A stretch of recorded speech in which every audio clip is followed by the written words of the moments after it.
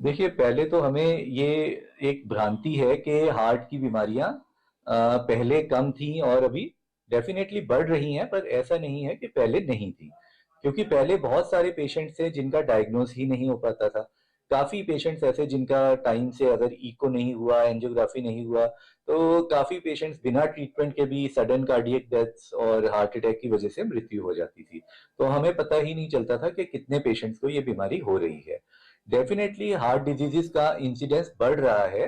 वो इसलिए क्योंकि जिस तरह से आजकल का हमारा जो मॉडर्न लाइफस्टाइल हो गया है, इसमें दोनों में लैक ऑफ एक्सरसाइज और डाइट दोनों ही इसमें दोषी हैं। बिकॉज जिस तरह से हमारा सेडेंट्री लाइफस्टाइल होता जा रहा है, जैसे हमारी दिनचर्या में बहुत ज्यादा हम चलते नहीं हैं, सैर एक्सरसाइज नहीं करते हैं, तो वो एक बड़ा फैक्टर है।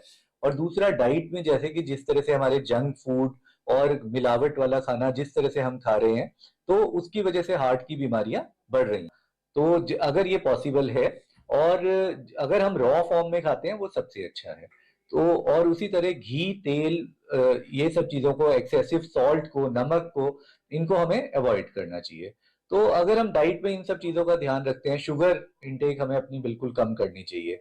और क्योंकि जितनी हमारा कैलोरी इनटेक होता है, जितना हम खाना खाते हैं, अगर हम उससे ज्यादा या उतनी एक्सरसाइज कर पाते हैं, तभी वो हम उसे डाइजेस्ट कर सकते हैं। अदरवाइज जितनी भी एक्स्ट्रा कैलोरीज हम लेते हैं, वो फैट की फॉर्म में हमारी बॉडी में डिपॉजिट हो जाती हैं। तो अगर वही वसा की फॉर्म में, फैट की फॉर्म में डिपॉजिट होके उससे ओबेसिटी, मोटापा हो जाता है। और जिसकी वजह से, जिसे हम मेटाबॉलिक सिंड्रोम बोलते हैं, शुगर, बीपी, हार्ट की बीमारियां, ये सारी की सारी बीमारियां फिर उसकी वजह से होती हैं। तो इसलिए डाइट का एक बहुत बड़ा महत्व है। और दूसरा, लाइफ एक्सरसाइज, मतलब एक्सरसाइज इन एनी फॉर्म। मैं ये नहीं कहता कि हमें सिर्फ या योगा ही करना चाहिए या जिम में जाके एक्सरसाइज करनी चाहिए।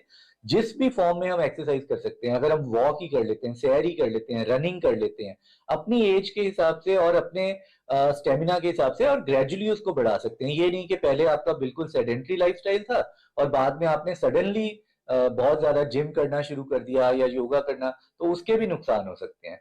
तो ग्रेजुअली हमें धीरे धीरे, जैसे जो हार्ट के पेशेंट हैं, जैसे जिनको हार्ट अटैक हो जाता है, उन्हें भी हम यही समझाते हैं कि जितना आप पहले वॉक, एक्सरसाइज या फिजिकल एक्टिविटी करते थे, उतनी एक्टिविटी ग्रेजुअली आप कर सकते हैं और फिर धीरे धीरे उसको बढ़ा सकते हैं।